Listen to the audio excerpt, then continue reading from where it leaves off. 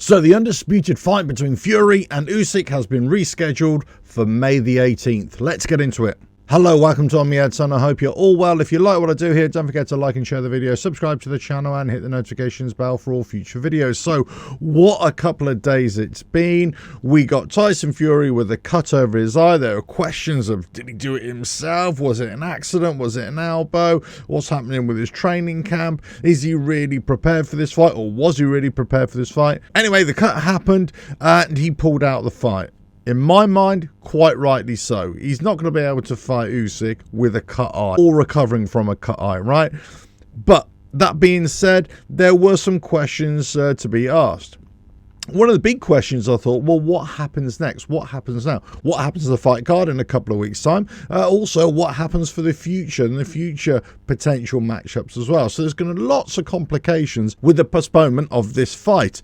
In fact, it's a bit of a nightmare. Now, as I've always said, one of the problems with the Undisputed is that after it was fought, that the IBF were going to force the winner to vacate the IBF bout because they wouldn't be able to fight the mandatory. The mandatory right now is Hrgović.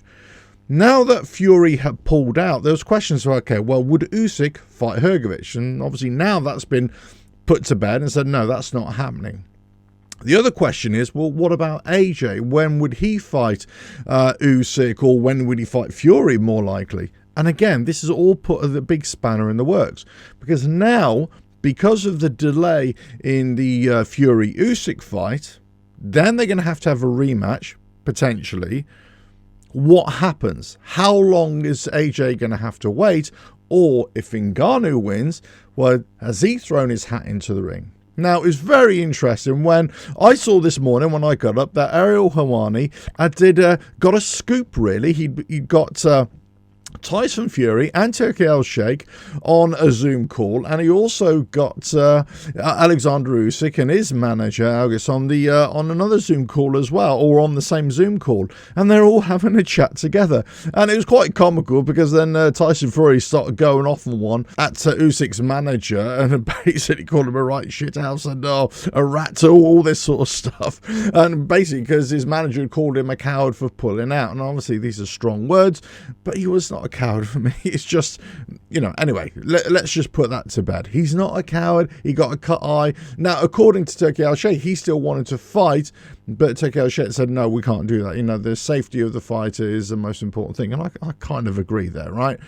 I genuinely believe that Tyson Fury is devastated, or really pissed off, let's say, that he's had to pull out this fight. But that being said, I can't blame people throwing mud at him as well. Now, we've got this rearranged fight. It's on May the 18th. It's all thrown a big spanner in the works. Now, Turki Al-Sheikh, on that scoop from Ariel Helwani, he's kind of coming out with lots of different names and lots of different things. And he said, well, maybe we can get Hrgović to fight.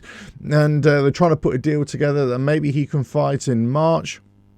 But he's also saying about the future of AJ being able to fight Usyk or Tyson Fury, whoever wins. And the problem there, he was saying, is about time. And also that the IBF, that they want to force a mandatory. So what he's saying, another scoop, basically saying what AJ was going to fight Hrgović, or we try and match up AJ against Hrgović. Hold on a minute. I've been saying this since before December. That actually this is what really needed to happen. In fact, this is what I was kind of complaining about with the Ngannou fight, because actually he shouldn't really be fighting Ngannou. He should be fighting Hrgović to put him in prime position to either fight Usyk or Fury or whoever for another shot at the title, or if the IBF are forcing the bout to be vacated, then he's fighting Hrgović for the title. So now, all of a sudden, Turki Al-Sheikh is saying, well, actually, maybe he can fight. And I think he acknowledges. In fact, you have to be an idiot to not know this. But this whole thing is something that they really didn't want, and it's thrown a big spanner in the works. And it's screwed up all the timelines and the potential matchups in the future.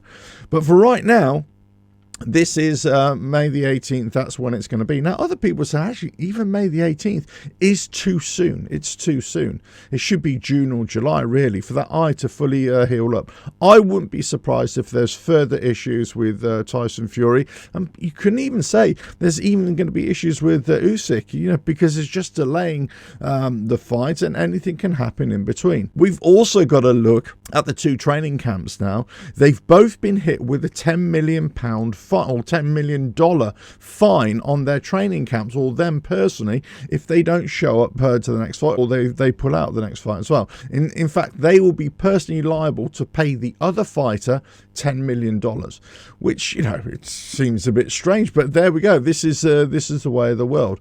Now, obviously, if you're adamant that you're going to turn up to the fight, then fine.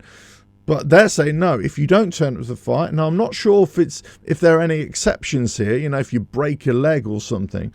Now, I would imagine that Turki Al-Sheikh and the rest of the team there, they're kind of saying, right, okay, we're going to look at these two training camps and we're going to make sure that nothing happens in those training camps that you're going to put yourselves in jeopardy. And I would imagine they're going to insist on the likes of Tyson Fury to wear different head guards or do something different, change the way they do it. I would bet my bottom dollar that actually they don't want anything else to happen. They're going to impose restrictions on the two training camps. Now, how that's going to affect each fighter and the eventual matchup, who knows? But, you know, it's a bit of a sticky one, really, imposing a $10 million potential fine on somebody who may just get genuinely injured. If they're genuinely injured, does that still mean that they pay the $10 million fine?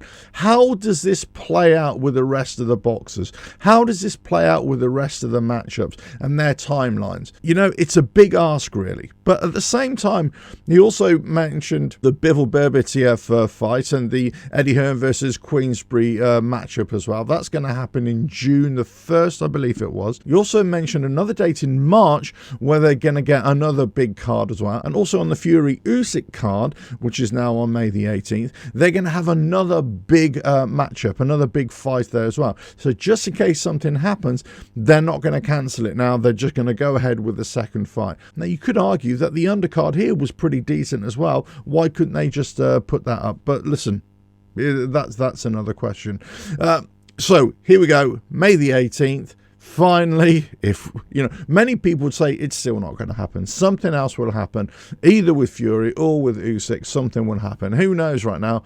I mean, it just seems like a bit of a shit show, really. It seems like a bit of a shower. The whole thing has been a complete shower, really, and not by design. It's just the way it is. I think what they've tried to do, I think they've tried to take a step too far, too quickly, in that they're trying to arrange other events before the next event is completed. And I think maybe what they should be doing is saying, no, let's just have this event, then in the future we'll try and get other events going as well.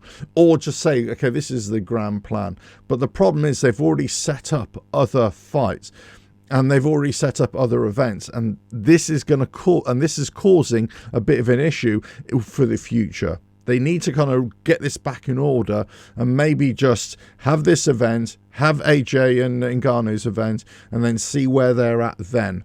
But obviously now they can't do that. They've got to have the AJ and Ngannou, then they're going to have the May the 18th as well. Again, it's a bit of a minefield here of all the different possibilities and what's going to happen. But I still stand by the AJ and Ngannou fight is a bit of a problem now for this kind of future matchups, or the future for AJ especially to go for a world title fight. Now, of course, there's nothing to stop Ngannou going for a world title fight if he gets ranked, especially by the IBF. Right now, he's not ranked by the IBF, only the WBC. But you would imagine if he beats AJ, then you kind of think, well, no, he's got to be ranked, hasn't he? But there we go. Listen, I'm sure there's a lot more to this story. I'm sure a lot more is going to come out in the coming weeks as well. But and I'm sure your favourite boxing commentators are going to have a lot to say about this as well. But let us know your thoughts in the comments below about Tyson Fury pulling out, about what Usyk could have done in the meantime, and also about this rescheduled fight on May the 18th. Let us know your thoughts in the comments below. Will it even happen? Catch you again on another video coming very soon. Bye now.